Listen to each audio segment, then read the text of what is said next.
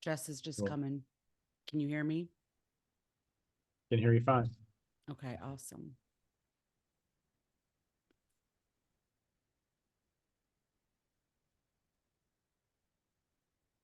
Hello. Hello. Hi.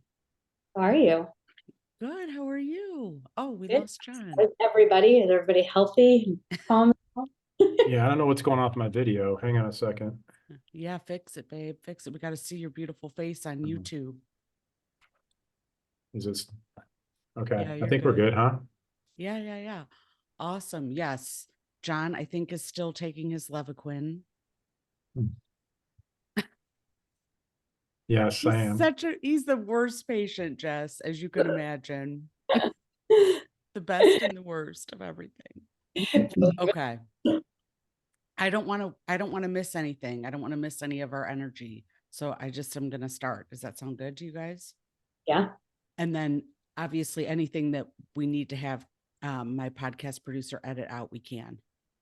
Okay. So if John really messes up, not a problem. Okay. You guys ready? Ready to go. Okay. I have quite an introduction. So just sit back, relax, and enjoy the show. Hello, everybody. Welcome back to Your Favorite You. Do I have a treat for you today? We are lucky to be joined by, once again, one of my favorite people in the universe, as well as the person who is helping him become his favorite version of himself. So I am going to quickly introduce each one of you and then ask each of you to introduce yourself and fill in any gaps that I might have missed. Okay. So our first guest is none other than my hunk of burnin' love, John Parsons, here as a three-peat guest. In addition to his title as my favorite husband, he is a great dad to our two young men, Jack and Owen. He is a fabulous dad to our fur baby, Barney. He is the one and only chef that lives in our home. He is a Cleveland Browns fan, an Ohio State football fan, and a Duke basketball fan. He also happens to hold several professorial, clinical, and administrative positions in his career as a pulmonary critical care physician for the past 25 years. So I could not be more proud to have him on as the first, maybe only three-peat guest to the podcast. Our other guest is his coach, the one and only Jess Johnson. Jess is an amazing colleague of mine who was a therapist before she became a life coach. She is a total badass Army veteran. She lives with her hubby, a cardiologist who remains in the Army in Hawaii. In addition to being an amazing coach, she is an EFT practitioner, which means that she uses a form of emotional freedom techniques, also known as tapping. And she uses that to what she calls, and this may be a technical term that I don't know, but help with matrix re-imprinting to transform the way your subconscious recalls past events so that you can dispel your core limiting beliefs and childhood wounds forever. So the reason that I introduced John to Jess is that I saw how far his first coach, Dex Randall, whom we've shouted out before on the podcast, how far he took John with his ability to work on his thoughts and set new amazing goals for himself. And I thought that it would be helpful to my sweet hubby if he could, or he had something to do in the moment when he found himself getting anxious and frustrated. And then I heard Jess talking about the magic that she was able to work with her clients on at a mastermind event that we were both at. And I just had this intuition that we needed more Jess in our lives. So here we are. Do Do I have to either tell of you you what guys sports I like? say it again? Do I have to tell you what sports I like too? Yeah, please tell us all the sports you love. Definitely not cross country skiing. Does that count as a sport? No, I don't really like any. So just I The like last time Cats. yeah, the last time I introduced myself on this podcast, I introduced myself in my occupational roles, and then you let me have it for not recognizing that I was a husband, father, and all this other stuff. So you did a complete intro. I don't have anything to fill in the gaps at this time. I'm sure it will come to me. That's enough. All right. Jess, do you want to add anything else to your intro besides the cross country skiing? Man, I think you covered it. You did your research. Girl, you know it. I was told that I needed to be professional on this episode by my husband, and so here we I are. didn't say you need to be professional. I said it would be nice if we were prepared. Jess and I are oftentimes unprofessional to one another in our language, which is part of the reason why I love her. I was like, do I have to be professional too? No. No, none of us have to be professional. We can just be ourselves, which is my favorite, being authentic, right? Okay. John, the question first is for you. Okay, you ready? Yes. Would you like to share what your experience of working with Jess has been? And I know you come home from your calls and I ask how your call was, and your answer is always, well, Jess worked her voodoo on me. So do you want to share your experience? Yeah, sure. So I think I think you did a good job introducing the fact that I worked with a coach prior to Jess, and it was very, very beneficial to me, but I still felt like I wasn't where I wanted to be for a lot of different reasons. And, so when I met Jess for the first time, it was an interesting experience. If you see this video, you probably won't see today, but she's a fascinating human being that has helped me navigate through all the layers of stuff that I've built around me over my 52 years to help me find who I am. Sometimes when you spend your entire life putting layers of achievement and performance and persona and anxiety and fear, and you build all that around you, when you try to find out who you really are at the core, you don't even know how to get there. And so what we do in some of these calls, a lot of the calls, is the best way I can describe it is if you've seen The Matrix, and when they hook up Neo to the stuff, and they go into his brain and they navigate through to this destination to help explain or fundamentally understand why you are doing what you're doing. And then you navigate back out of that journey and we talk about it. Now that sounds crazy and imaginary and fantasy world, and it was for the first couple of times I did it, but then I realized it really was an amazing thing, and it just helped me get to the place I needed to go. I love it. Jess, do you want to share what your experience of working with John has been? Oh, well, I think it's been a delight to just answer that question. I really do love, I think because of my background as a therapist, and before I even found EFT, I was a mindset coach. So those things really lend stuff well. A lot of my clients have had I'm not typically their first coach. They've had an experience with mindset coaching or they've had an experience with therapy, and all of that was amazing and really beneficial to them. But there is just something that there's just this little piece maybe that I feel like I'm missing, or like kind of where do I go next? Or I thought that this would be different. And the work that I do really it takes the self-awareness piece and allows for integration of parts of us that are often running on based on decisions that we made when we were really young.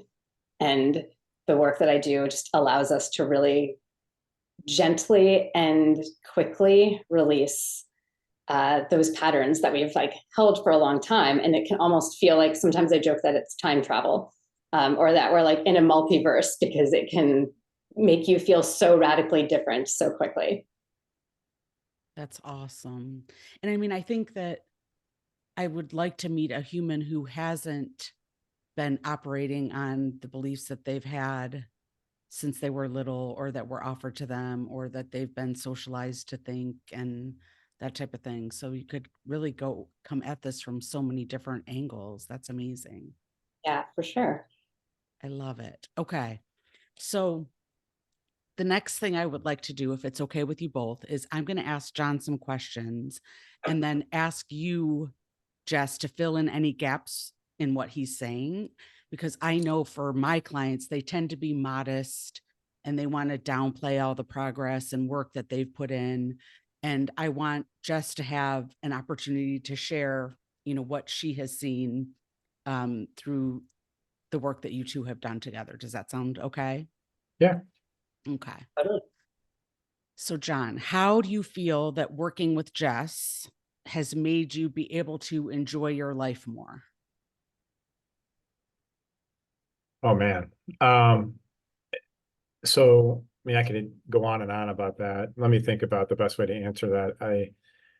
I think she's helped me realize that um, my overall happiness really depends on the quality of my thoughts, that I really am in control of what happens to me in my life, and the energy that I put out into the universe comes back to me in the fashion that I put it out there. So if I'm putting it out there in a negative, anxious, fearful way, it tends to come back like a boomerang to me. And I found that approach to positivity and curiosity and optimism that she's helped me harness is really sort of my new mantra. I spent a lot of my life having anxiety about things I did in the past, or beating myself about things I did in the past, and then having a lot of fear and anxiety about the future.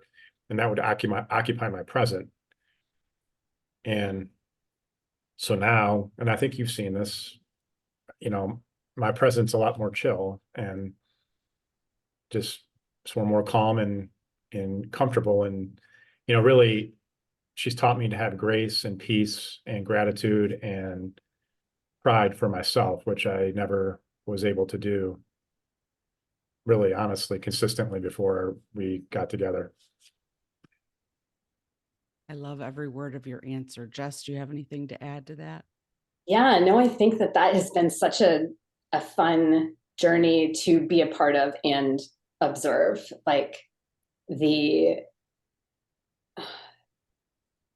the allowance for like knowing that like part of the human experience is that we are layered, and that of course we're going to have fear, and of course we're going to have anxiety. Like it's not about doing away with all of these things, even though we are using language of like release and changing things, but we're still human beings. Things still happen. And I think of emotional freedom as the ability to like feel our emotions and know we're not going to die.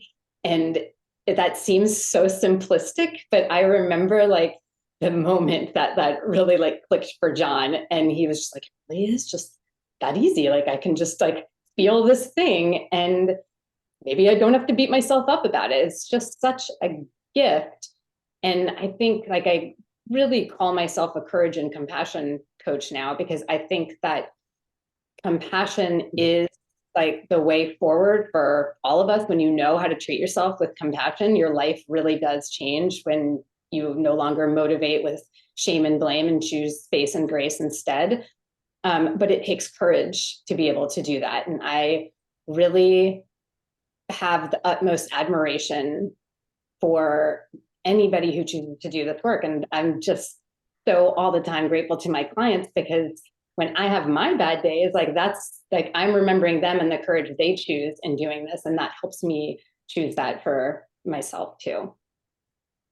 Yeah. I mean, what I have found for sure for me personally, and I probably you guys would back this up for yourselves, but oftentimes the fear and anxiety and the shame and blame, even though it doesn't feel good, it has kept us quote unquote safe for years. So to be willing to let that go, or to call on curiosity and compassion and grace and that type of thing instead, at first feels very unsettling.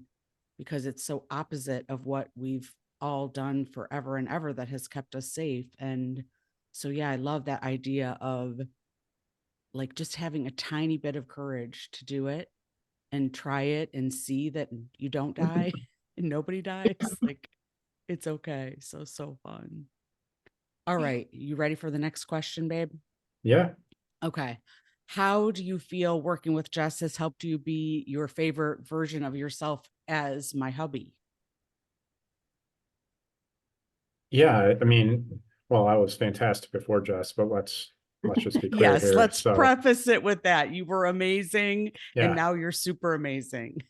Um, I just feel like my oscillations around my baseline are so much smaller in terms of my mood swings and my positive and my negative emotions and my anger and frustration and grudges and stuff that I would struggle to shed quickly. And I just don't have those anymore. And it's not for lack of, it's not by accident. I've done a lot of work. I still do a lot of work. Um, and I'm proud of who I am with you and who I've become in that space. And it's not to say I was not proud of who I was before that, but I saw, looking back, I see how sometimes I would react or behave or, how hot and cold I would get. And now it's just sort of general 72-degree warmth for the most part, occasional cold snap, but for the most part, consistent San Diego non-humid weather, maybe. Yeah, I I was don't going to know. say zero humidity. It's so Yeah. good. Jess, do you Yeah. have anything to add to that What was the initial question? about how working with you has helped him to be his favorite version of himself as my hubby?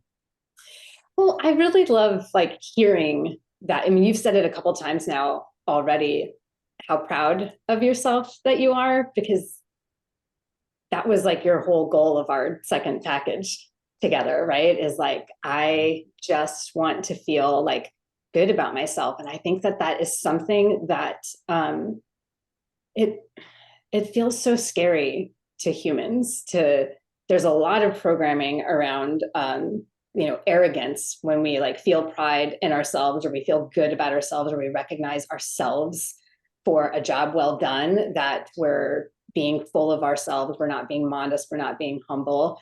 And it just isn't true. We are allowed to stand in the power and know that the things that we're really great at, and that doesn't mean that we're better than anybody else. It doesn't mean that there's not more to learn out there in the world. Just think like life is easier and more fun, and you're able to be, when you're proud of yourself, you're able to be your favorite person for you, which of course is going to translate into you being your favorite person for those around you, particularly like the most important people, your wife, your kids. I was going to make a So joke about good. your coach too, but You are one of the most important people in my life. So you. I second that. I want to acknowledge, I told John I was going to tell this story.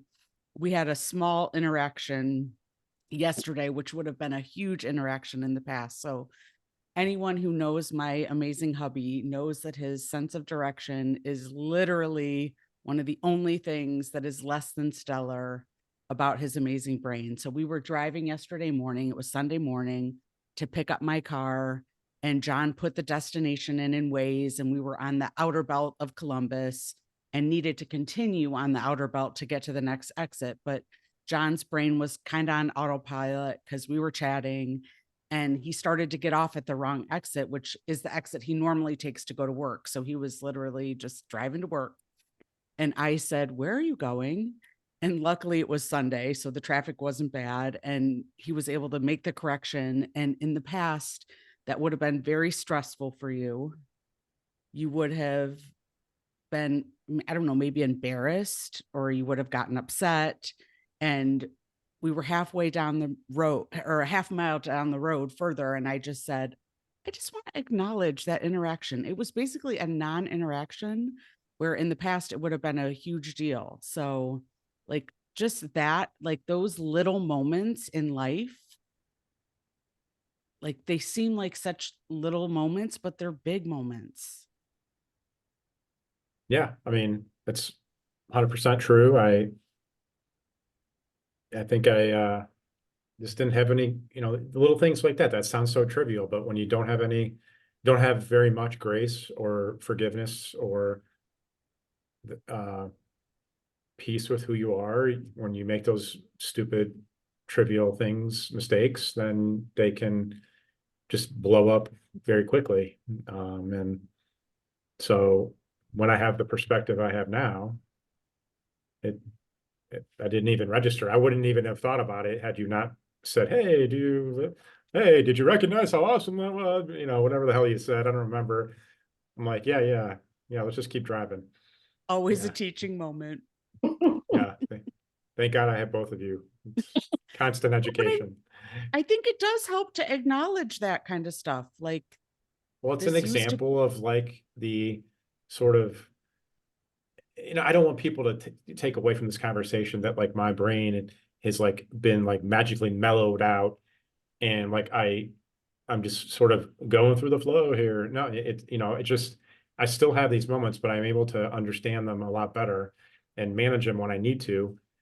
And then now even put good juju into my tank before my things happen. So I don't get anxious. I don't get like going to the board meetings where I have to present to the university board. I don't get anxious about any of that stuff anymore, just because I am who I am. And I am proud of who I am, and I'm going to do the best I can. And whatever people think of me is whatever they think, and I can't control what they think.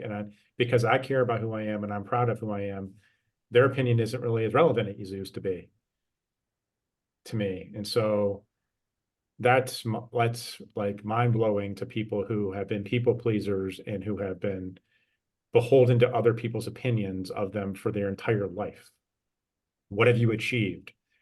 That was my entire existence, was achievement. And if you look at what I've achieved, it looks pretty impressive on paper. But when you drill down, I was sort of on the struggle bus in a lot of different ways. And I was being a human doing, and wasn't being a human being. And I honestly, Jess doesn't like to have me tell her this kind of stuff sometimes, but I give all the credit to her. And sometimes my gratitude on the calls, I think, makes her feel uncomfortable, to be honest with you sometimes. But I almost tell her every time how much I appreciate her for changing my life. She didn't save my life like I was going to die, but she saved my life from what it was. And externally, people will be like, oh, you make a lot of money and you have a great, and they would think you got it all figured out. Well, I didn't have jack shit figured out. You're gonna make me cry. I think that is such an important reflection to have, though, right? Because I think that a lot of people are like muddling through life, and we have talked a lot about this, right? Like about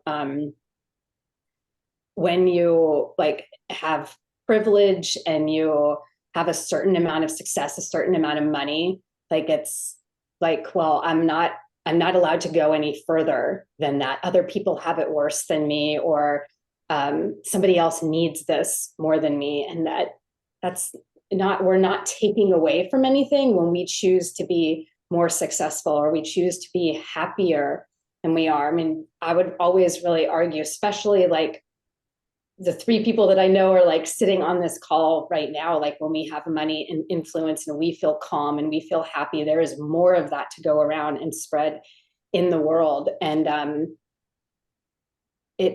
there's just like a settling that sometimes happens, right? Like, oh, I'm happy enough, I'm successful enough, I can't do any more than this. And that just, I mean, like, I would say there is like a life-saving aspect to that.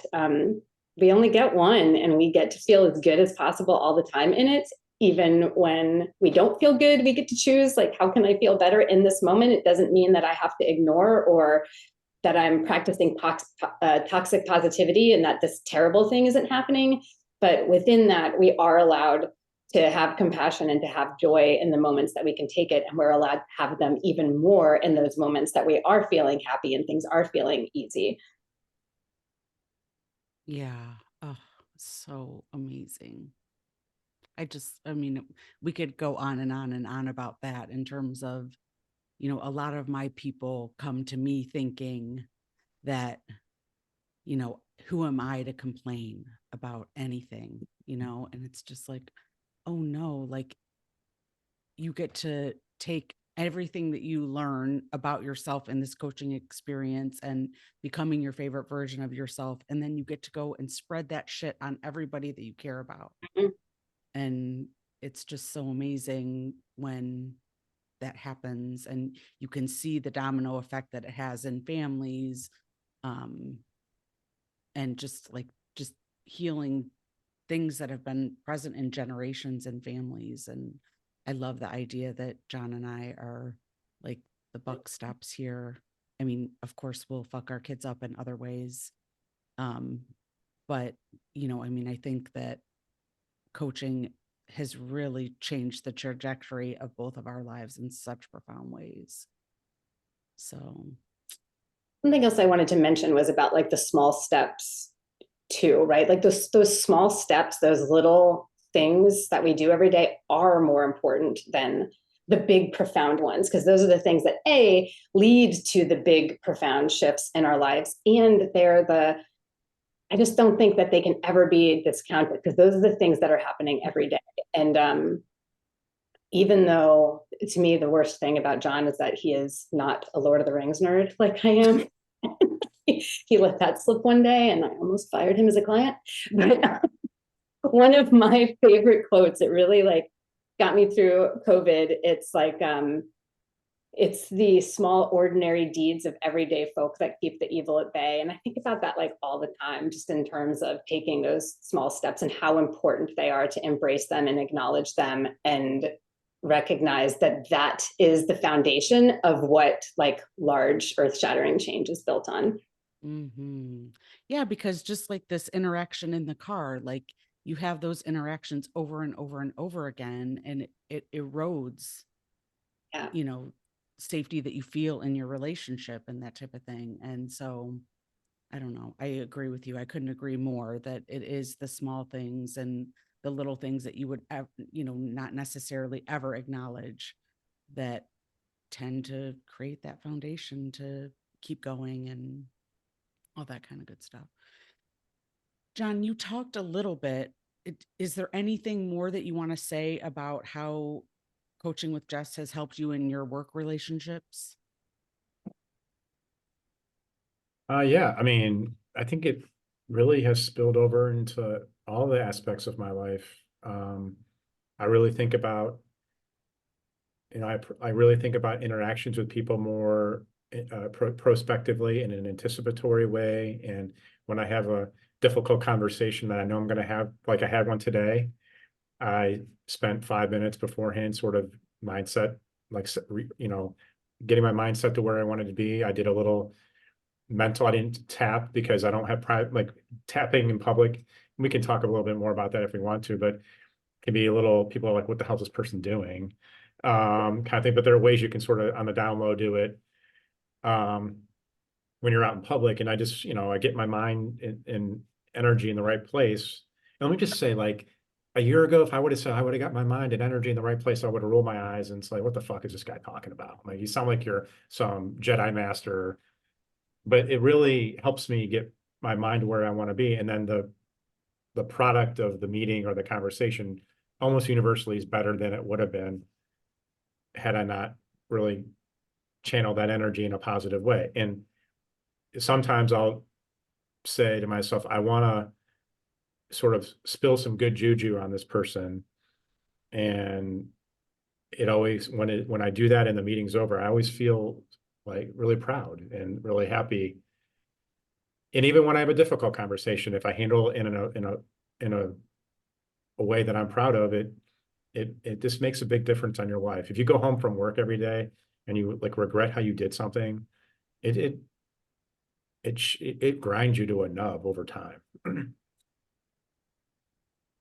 So good. One of the things that I like love hearing about this is like you making it about you, right? Because that is something that you had a harder time with earlier on in our coaching, because it was just like, you know, I'm kind of not allowed to put into me, I'm not allowed to recognize these things. And it's just like this ability now to recognize, oh, I am allowed to feel good. I'm allowed to think good about myself. I'm allowed to like do good with those thoughts, and I'm allowed to put my consideration into me first, because that is what allows me to be at my best for others, whether it's at home or at work. Yeah, I definitely have noticed you being way more comfortable saying no to the things that you don't want to do. Like, you have no problem asking me for what you want and need. Like, that's definitely less of an issue.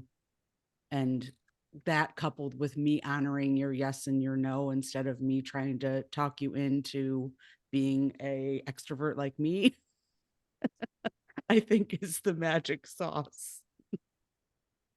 It's a work in progress. Let's say that. It'll be a lifetime journey in that space. Mhm. There's no way you're not going to be an extrovert, and there's no way I'm not going to be an introvert. And I like who I am the way I am. And I'm not, let's just be honest about that. I used to feel bad. I used to chat myself over the reality. I didn't really want to go out. And then, is there something wrong with me?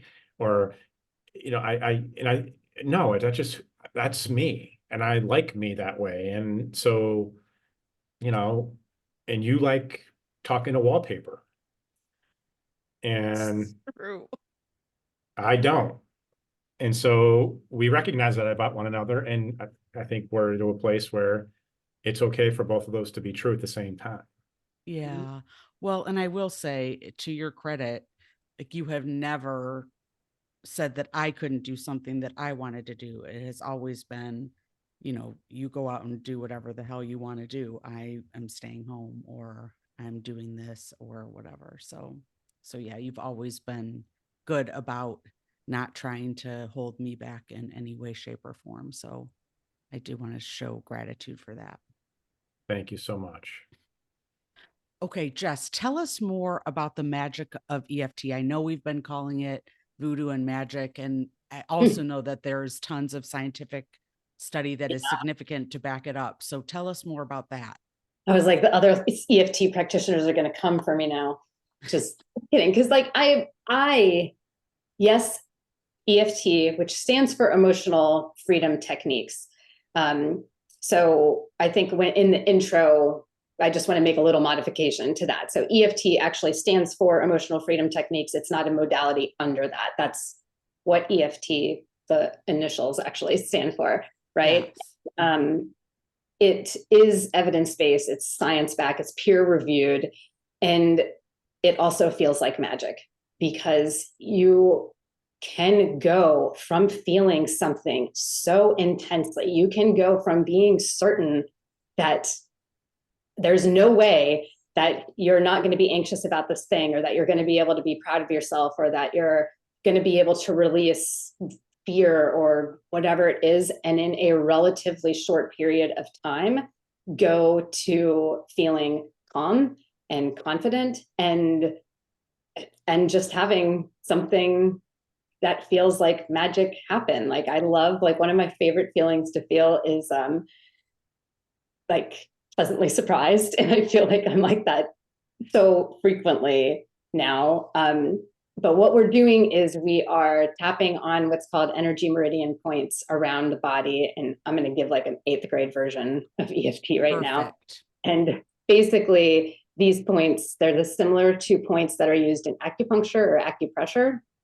And they're calming the central nervous system. And so when we put our attention on something that we wish we didn't like about ourselves, or we weren't feeling, or we weren't thinking, and we combine that with an affirmation of acceptance while tapping on these points, it allows for a shift to happen. It can be a shift in perspective, a shift in what you're feeling.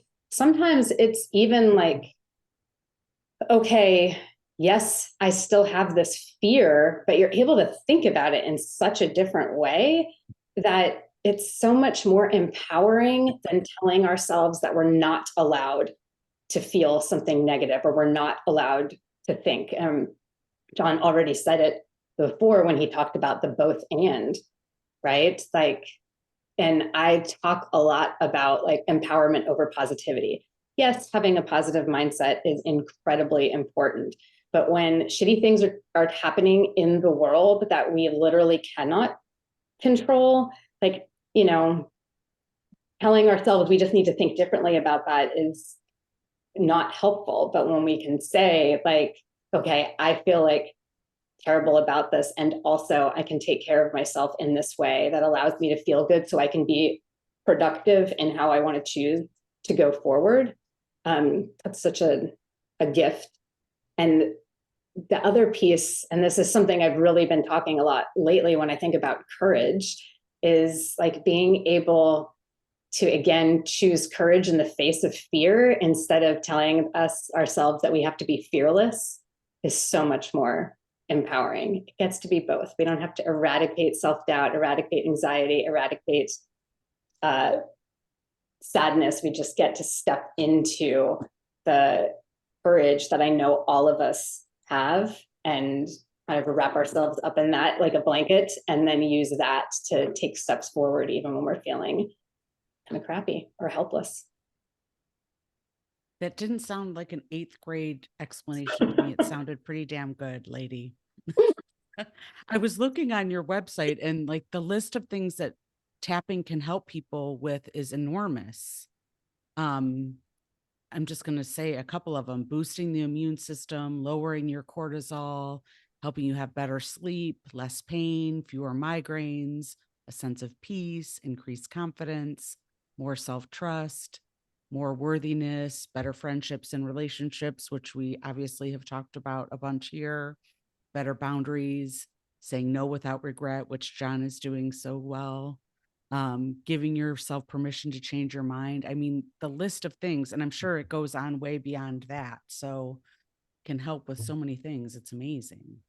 Totally. Well, I mean, go ahead, John. No, I was just going to add to one thing. I mean, it just this approach and this technique, and it's not, we don't tap every time we talk. I just want to put it out there. So for people, like sometimes Jess and I just get together and we'll talk, and sometimes we'll tap on specific issues, and then sometimes we'll do some like deep drilling matrix and like stuff, like really deep stuff. It just depends on what's going on. So it's just got, it's a lot of flexibility to it. But overall, it's allowed me just to be comfortable with who I am and just embrace that I am who I am, and I'm not defined by what I do, about who I am at my core, and to understand why I am that way, and to, when things challenge me in that space, to be able to navigate them. I can't make them go away. You know, it's not like denial. It's just ways to navigate these challenges in a productive way that's healthy, as efficiently as you can imagine. Yeah, because you know, everything, and I know, Melissa, you operate from this too, right? Everything's client led. We're not telling people what they need to be doing, what they need to be thinking. That's not either one of our coaching philosophies. And so with me and the addition of like the energy work, it's, you know, where is my client at today? Like sometimes there might be more clearing to do, more of that like kind of nervous system regulation. And so there might be more EFT or the deeper dive work into things. But then once you've cleared that stuff, right, then it's like, okay, what now? What do I want to think about myself? And that's where like the coaching kind of comes into play. So it's always just like that mix. And yes, sometimes several sessions of just coaching, and then it's like, oh, the resistance comes up again, or like lack of clarity or confusion. And then it's like, okay, let's bring in the energy stuff. And being able, the difference between, you know, what comes up in session versus what I teach people how to manage like in between sessions, because the gift, I think, also is that you learn EFT to how to use that for the rest of your life. And in sessions with me, we're going after those like really the deep stuff that we're kind of like, I don't understand why I have this pattern, or I don't understand why this particular thing keeps coming up for me, but I cannot seem to move forward. And those are like, that's, you know, kind of one of my tells, what I'm always listening for in my decision. Like, is this, do we go EFT here, or is this coaching? So this is kind of like you see one of the walls, to use John's word, that has come up time and time again, and you're like, oh, it's that wall. Maybe we need to like work on breaking that one down, or figuring out where it came from, or that type of thing. More like, you know, and my job as the coach is always to kind of keep that in check, because it doesn't matter what I think. It's always like inevitably, you know, our bodies hold on to so much, and they have so much information for us, and we are just not used to, in this world, that like productivity is this marker for achievement and this marker for success.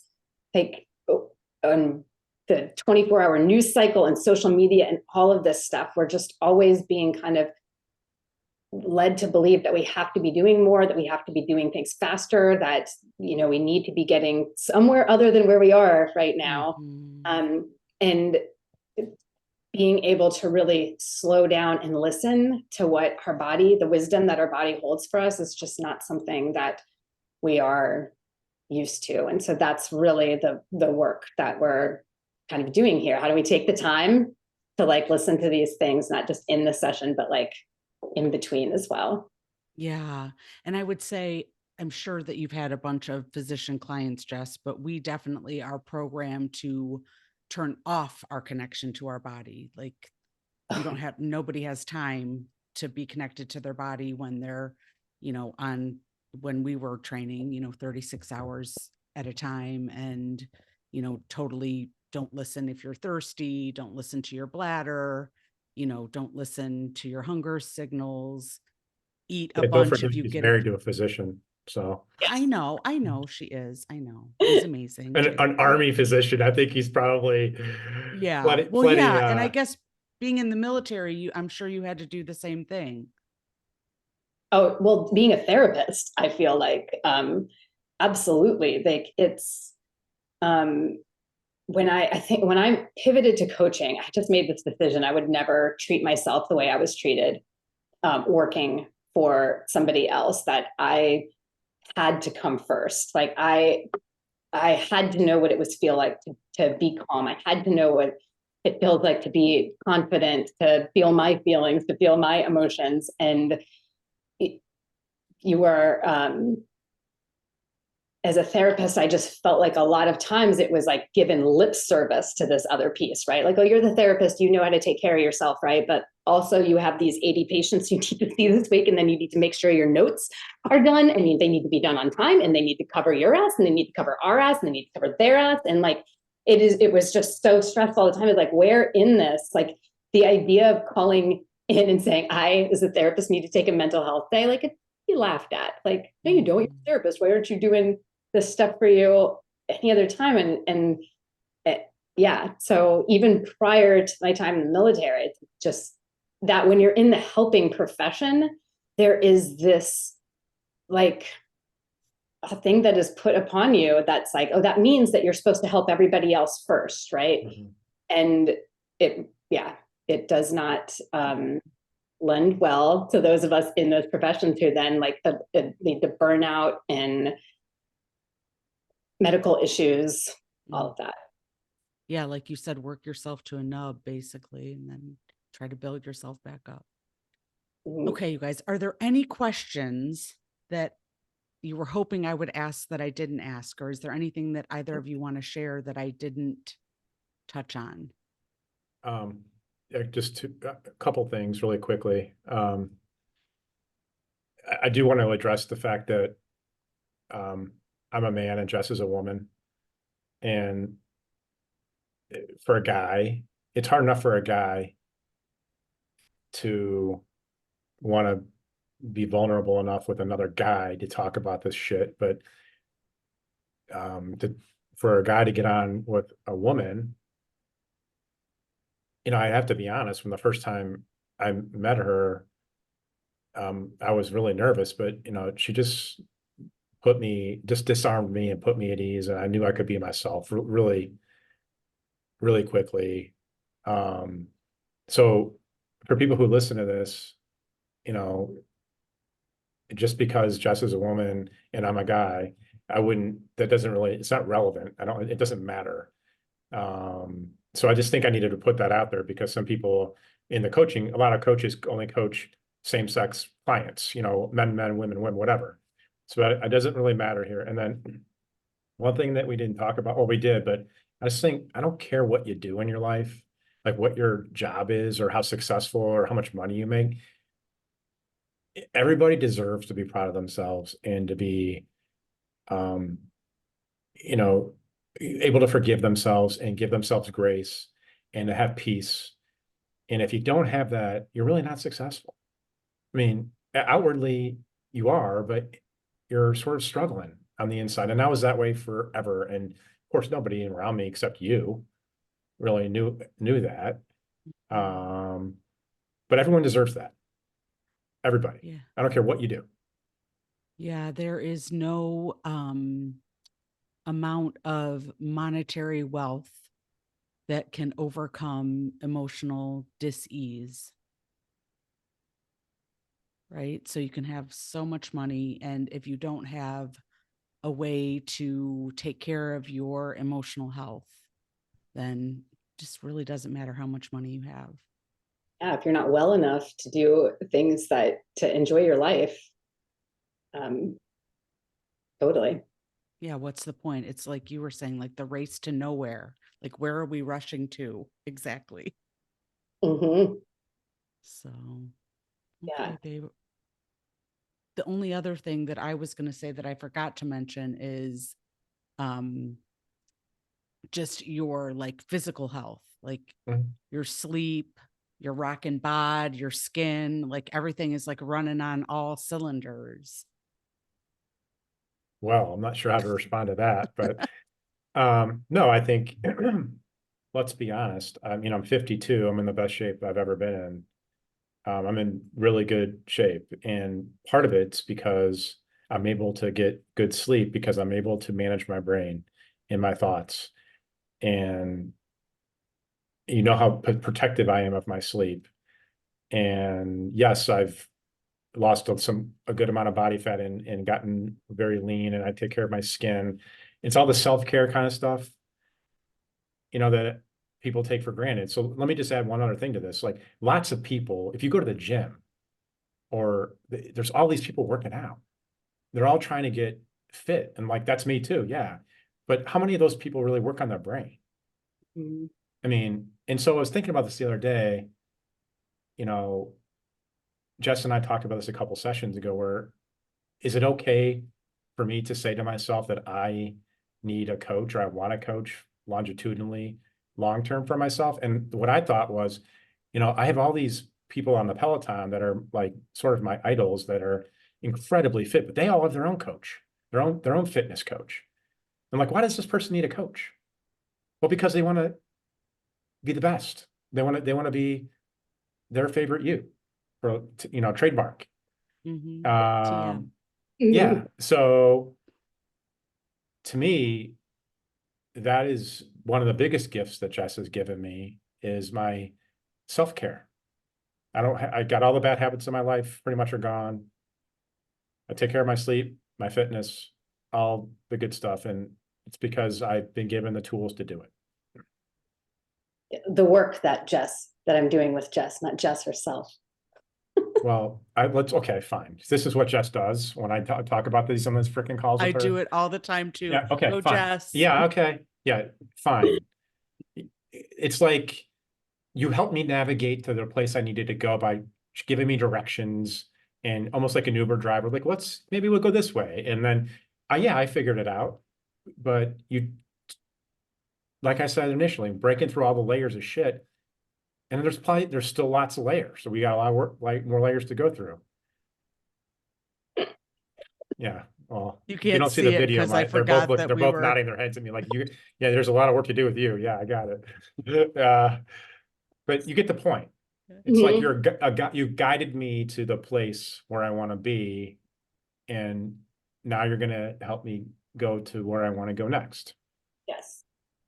And I do receive that part, because I think, and Melissa, this is probably something, and maybe this is going off on a little bit of a tangent, but I think this is Love also tangents. important for people to hear around being able to receive things and stuff like that. Like, because just like if neither of you had decided to go to medical school, right, and like develop the knowledge that helped you, like, or helped you, Melissa, when you were working as a pediatrician, and helps you now, John, like, so of course, like, give you things because you chose to do those things, you chose to care about patients, you chose to continue to um, learning. And the same thing is with us as coaches, right? Like, you don't get to be a great coach by I'm just going to choose to do this thing.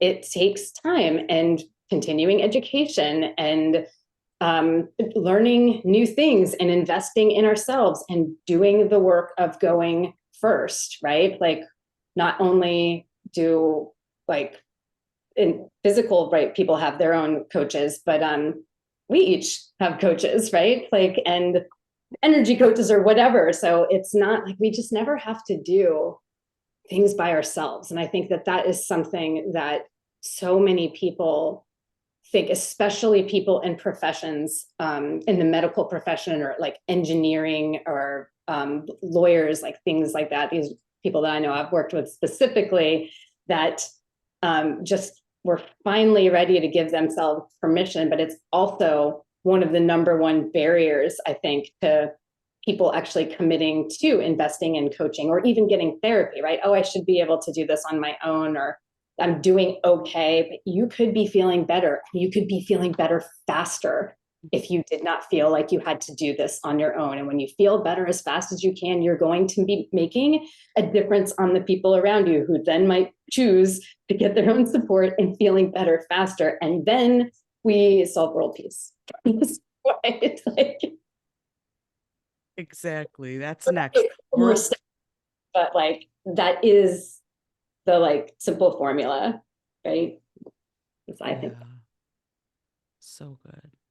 All right. Do you guys have anything else that you want to add? John, you said a couple things, but you only said one, I think. Did you say them all? No, I think I've covered it. Jess is an amazing person and a fantastic coach, and she could work with anybody. And so I can't give a higher endorsement. She's helped put me in a better place. I've done the work, but I just am so, as I always say on the end of our calls with her, we're just unbelievably grateful for basically, just so really quick, Melissa basically did a speed date kind of thing where she like matched us up, like when they were at this conference. And I remember Melissa telling me that Jess came into the conference room and said, "Oh, he reached out, like he texted me, like we're gonna meet up," kind of thing. But it really, in reflection, was one of the best things I've ever done. So Amazing. I All right. appreciate you, Melissa, for sending John my way, because I think that's a huge endorsement when we, like, trust our loved ones with somebody else. And John is a delight to work with. thank you. That's amazing. Yes, I, of course, trust you implicitly, and I'm so happy to have you as my hubby's coach. I can't thank you enough. I'm so honored to be your friend and your colleague. So the love is all mutual here, people. Okay, Great. Jess, if people are interested in learning more about how to work with you, more about EFT, or maybe you've been the person that they've been waiting to hear all about, and they're like, this is the episode, how can people find you on the interwebs? Yeah, totally. Best way is you can go to my website, jessjohnsoncoaching.com. It is like a pretty outdated, because you're going to go there and you're going to see a lot of pink, and she only works with life coaches, which obviously is not true. But, there's more important things that I am working on right now than updating my website. But that is the easiest way to go get a brief overview and reach out to me. You can also find me on Instagram at Johnson Coaching. And I would definitely recommend reaching out in one of those ways and making sure that you get on my email list, because this year I am launching a YouTube channel where people can learn more about EFT. They can start doing EFT on their own. They can start watching videos and tapping along. They can send in requests for like, hey, can you do a tapping meditation on this? Here's like what I want to shift. And I'm super excited about that. So That is going to be amazing. I'm super excited. I'm going to send in a request. That's amazing. So good. And I love that you're working on the important things in your business. So many of us, when we're entrepreneurs, get stuck in the minutia of the stuff that doesn't really matter. So that's so good. And just so you guys all know, it's Jess, Jess Johnson, Johnsson, so that you can find her, and we'll link to everything in your show notes. So I want to thank you guys both for coming on. Thank you for sharing. John, thank you for always being willing.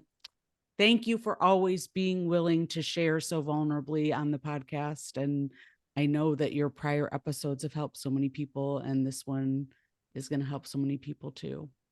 So yeah, I want to thank you for that too. Like just your passion and like sharing all of this, not just for me, but like Melissa too.